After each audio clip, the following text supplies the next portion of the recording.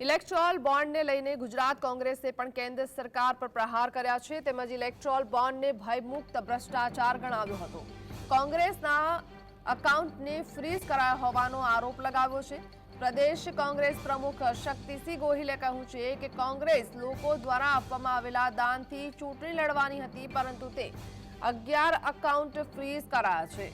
ખાતામાંથી બારોબાર રૂપિયા ઉઠાવી લેવાયા હોવાનો પણ આરોપ શક્તિસિંહ ગોહિલે લગાવ્યો છે।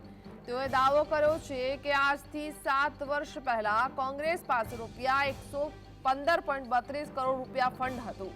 14,49,000 રૂપિયા સાંસદ સભ્યોએ રોકડમાં દાન આપ્યું અને 7 વર્ષ બાદ હવે પૂછવામાં આવે છે કે દાન રોકડમાં કેમ લેવાયું। તેઓએ આક્ષેપ કર્યો કે ફંડ વિના ચૂંટણી લડવી કોંગ્રેસ સામે કાવતરું ઘડવા સમાન છે।